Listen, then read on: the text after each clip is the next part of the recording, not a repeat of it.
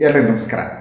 ಇದು ಸುದ್ದಿ ವಿಶ್ಲೇಷಣೆ. ನಾನು ಶಶಿಧರ್ ಭಟ್ ಎಂದಿನಂತೆ ತಮ್ಮೆದುರು ಹಾಜರಾಗಿದೆ.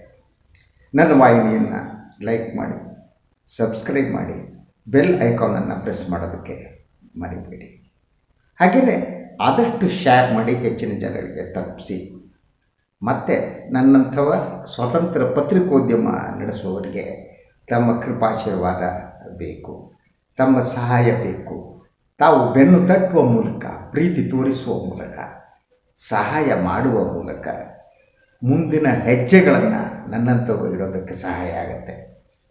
ಸೊ ಇವತ್ತಿನ ವಿಚಾರಕ್ಕೆ ಬರೋಣ. ಇವತ್ತು ನಾನು ವಿಮರ್ಶೆಗೆ ಎತ್ತಿಕೊಂಡಂಥ ವಿಚಾರ ಸಂಸದ ಪ್ರಜ್ವಲ್ ರೇವಣ್ಣ ಅವರ ಲೈಂಗಿಕ ದೌರ್ಜನ್ಯದ ಪ್ರಕರಣ. ಈ ಪ್ರಕರಣ ಎತ್ತ ಸಾಗ್ತಾ ಇದೆ. ಒಂದು ಲೈಂಗಿಕ ದೌರ್ಜನ್ಯದ ಪ್ರಕರಣ ಯಾವುದಕ್ಕೆ ಹೆಚ್ಚಿನ ಮಹತ್ವವನ್ನು ಪಡಿತಾ ಇದೆ ಮತ್ತು ಈ ಪ್ರಕರಣವನ್ನು ಮುಚ್ಚಿ ಹಾಕುವುದಕ್ಕೆ ಯಾರ್ಯಾರು ಷಡ್ಯಂತರವನ್ನು ನಡೆಸ್ತಿದ್ದಾರೆ. ಒಂದು, ಈ ಪ್ರಕರಣ ಏನಿದೆ, ಪ್ರಕರಣ ಬಯಲಿಗೆ ಬಂತು, ಪೆನ್ ಡ್ರೈವ್ಗಳು ಬಂದವು, ಎಲ್ಲ ಆಯಿತು. ಪ್ರಜ್ವಲ್ ರೇವಣ್ಣ ಓಡೋದ್ರು ಊರು ಬಿಟ್ಟು. ಇದು ಪ್ರಕರಣಕ್ಕೆ ಸಂಬಂಧಪಟ್ಟ ಕಿಡ್ನ್ಯಾಪ್ ಪ್ರಕರಣದಲ್ಲಿ HD ರೇವಣ್ಣ ಅವರ ಬಂಧನ ಎಲ್ಲ ಆಯಿತು.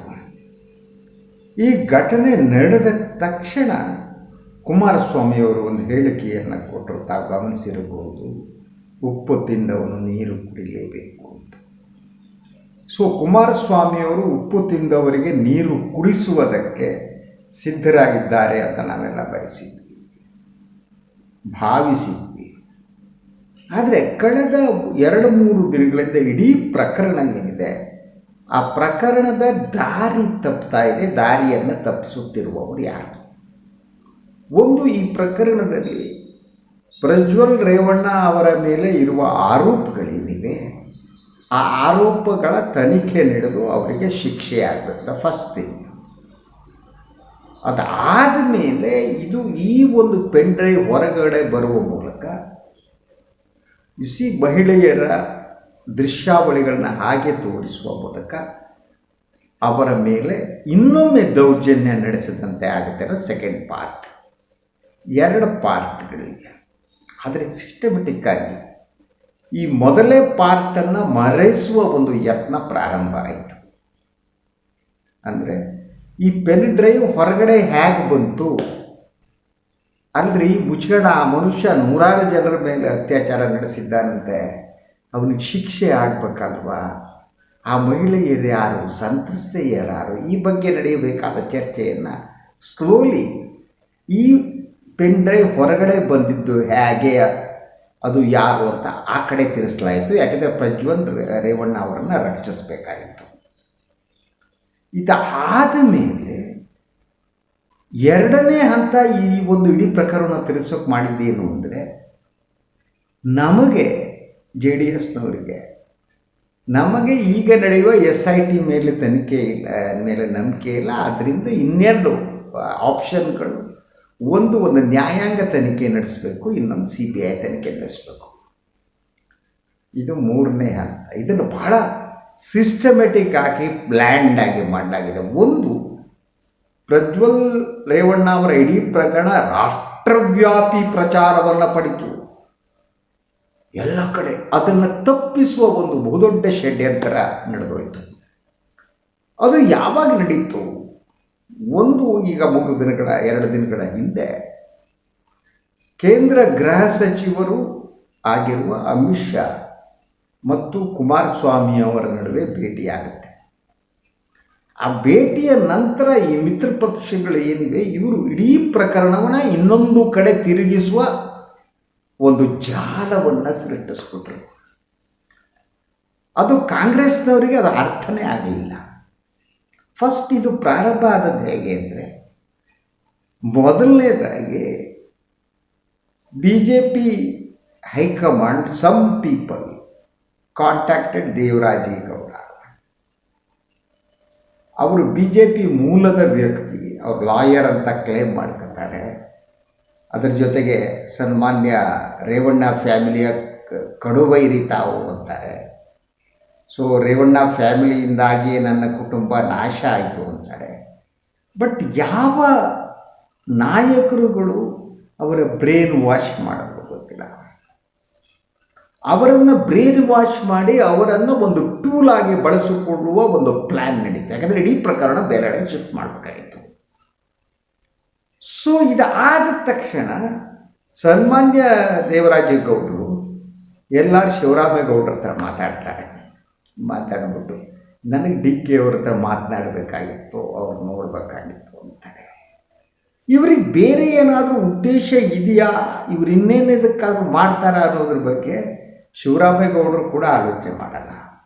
ಅವರು ನೇರವಾಗಿ ಕಾಂಗ್ರೆಸ್ ಅಧ್ಯಕ್ಷ ಡಿ ಕೆ ಶಿವಕುಮಾರ್ ಅವ್ರ ಮನೆಗೆ ಬರ್ತಾರೆ. ಹೀಗೆ ಇದ್ರ ಬಗ್ಗೆ ಮಾತನಾಡ್ತಾರೆ.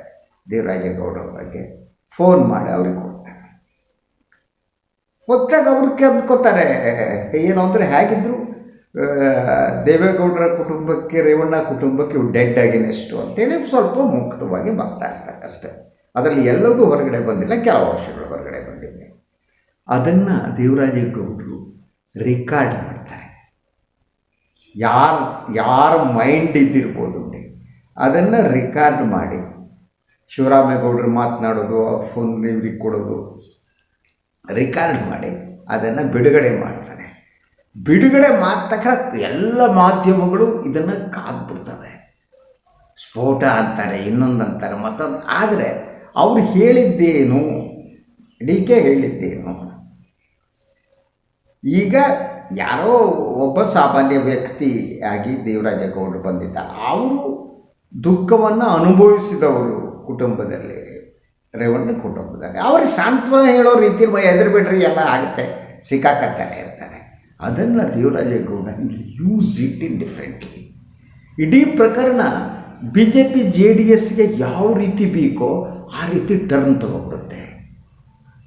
ಏನು ವಿದೇಶಕ್ಕೆ ಹೋಗಿ ನಾಪತ್ತೆಯಾಗಿರುವಂಥ ಸನ್ಮಾನ್ಯ ಸಂಸದ ಅವರ ವಿಚಾರ ಚರ್ಚೆ ನಿಂತೋಗ್ಬಿಡುತ್ತೆ. ನೂರಾರು ಜನರ ಮೇಲೆ ಅತ್ಯಾಚಾರ ನಡೆಸಿದ್ದೇನಿದೆ ಅದು ಇನ್ನೊಂದೆಡೆ ತಿರುಗಿಬಿಟ್ಟು ಕೇವಲ ಆ ಪೆನ್ ಡ್ರೈವ್ ಹೊರಗಡೆ ಹೇಗೆ ಬಂತು, ಇದರಲ್ಲಿ ಡಿ ಕೆ ಅವರ ಪಾತ್ರ ಇದೆಯಾ, ಇಡೀ ಸರಿಯಾಗಿ ತನಿಖೆ ನಡೀತಾ ಇಲ್ವಾ, ಈ ಇಡೀ ವಿಚಾರವನ್ನು ಇನ್ನೊಂದೆಡೆಗೆ ತರಿಸ್ತಾರೆ. ಮೇನ್ ಕ್ರೈಮ್ ಏನಿದೆ, ಏನಾಯಿತು, ಕ್ರೈಮ್ನಿಂದ ಇನ್ನೊಂದೆಡೆಗೆ ಇಡೀ ಪ್ರಕರಣವನ್ನು ತಿರುಗಿಸಲಾಗುತ್ತೆ. ಇದು ಯಾವುದೋ ಪತ್ತೆದಾರಿ ಸಿನಿಮಾದಲ್ಲೇ ನಡೆದ ಹಾಗೆ ನೋಡಿ. ಸೊ ಅದಾದ ತಕ್ಷಣ JDS ಇವತ್ತು ಹಾಕಿಕೊಂಡ ಪ್ರತಿಭಟನಾ ಮೆರವಣಿಗೆಗಳು ಎಲ್ಲೆಡೆನೂ ಎಲ್ಲರೂ ಒಂದೇ ರೀತಿ ಮಾತನಾಡ್ತಾರೆ. ಒಂದು, ಇದಕ್ಕೆ ನ್ಯಾಯಾಂಗ ತನಿಖೆ ಆಗಬೇಕು, ಇದರ CBI ಕೊಡಬೇಕು, ನಮಗೆ SIT ಮೇಲೆ ನಂಬಿಕೆ ಇಲ್ಲ. ಸರಿ, ನಿಮಗೆ SIT ಮೇಲೆ ನಂಬಿಕೆ ಇಲ್ಲ, ನಿಮಗೆ CBI ಮೇಲೆ ಯಾಕೆ ನಂಬಿಕೆ ಬರುತ್ತೆ? CBI has become A political weapon ನಾವು. ಅಂದರೆ CBI ತನಿಖೆ ಕೊಡುವುದು ಅಂದರೆ ಅಮಿತ್ ಶಾ ಅವರ ಕೈಗೆ ತನಿಖೆ ಕೊಟ್ಟ ಹಾಗೆ. ಮತ್ತು ಅಮಿತ್ ಶಾ ಮತ್ತು ಸನ್ಮಾನ್ಯ ನಮ್ಮ ಕುಮಾರಸ್ವಾಮಿ ಅವರು ಏನು ಚರ್ಚೆ ಮಾಡಿ ಏನು ಮಾಡಿದ್ರು ಗೊತ್ತಿಲ್ಲ, ಅದಕ್ಕೆ ಇಡೀ ಪ್ರಕರಣವನ್ನು ತೆಗೆದುಕೊಂಡು ಹೋಗಿ ಅಮಿತ್ ಶಾ ಅವರ ಪಾದಗಳಲ್ಲಿ ಇಡಬೇಕು. CBI ತನಿಖೆ ಅಂದರೆ ಅಮಿತ್ ಶಾ ತನಿಖೆ, ಇನ್ನು ಬೇರೆ ಏನಿದೆ. SIT ಬೇಡ ಅಂತ ಹೇಳುವುದ ಉದ್ದೇಶ ಏನಿದೆ ಅಂದರೆ ಇಡೀ ತನಿಖೆಯನ್ನು ಅಮಿತ್ ಶಾ ಸುಪರ್ದಿಯಲ್ಲಿ ನಡೀಬೇಕು, ಉಳ್ಕೋತೀವಿ. ಇದನ್ನು ಈ ಸಲಹೆಯನ್ನು ಅಮಿತ್ ಶಾ ಅವರೇ ಕುಮಾರಸ್ವಾಮಿ ಕೊಟ್ಟರು ಗೊತ್ತಿಲ್ಲ. ಆದರೆ ಕುಮಾರಸ್ವಾಮಿ ಅವರ ಇಡೀ ಬಾಡಿ ಲ್ಯಾಂಗ್ವೇಜು, ಮಾತನಾಡೋ ರೀತಿ, everything has change from last 2-3 days. ಅವರು ಉಪ್ಪು ತಿಂದವರು ಇದು ಮಾಡಬೇಕು, ನನ್ನ ಕುಟುಂಬಕ್ಕೆ ಅವ್ರ ಕುಟುಂಬಕ್ಕೆ ಸಂಬಂಧ ಇಲ್ಲ, ಎಮೋಷ್ನಲ್ ಆಗಿ ಮಾತನಾಡ್ತಾ ಇರ್ತವರು ಈಗ ಪ್ಲ್ಯಾಂಡ್ ಆಗಿ ಮಾತನಾಡೋ ಶುರು ಮಾಡಿದ್ದಾರೆ. ಮೋಸ್ಟ್ಲಿ BJP ಪೀಪಲ್, ಸಂಘ ಪರಿವಾರನ BJP ಅವರು ಇನ್ಸ್ಟಾಗ್ರಾಮ್, ಯಾಕಂದರೆ ಕಳ್ತನ ಮಾಡಿದರೆ ಹೇಗೆ ಮಾಡಬೇಕು ಅಂತ ಯಾರೋ ಸಲಹೆ ಕೊಡಬೇಕಲ್ವಾ, ಮುಳುಗಿಸದಿದ್ದರೆ ಹೇಗೆ ಮುಳುಗಿಸ್ಬೇಕು ಅಂತ ಕೊಡ್ಬೇಕಲ್ವ.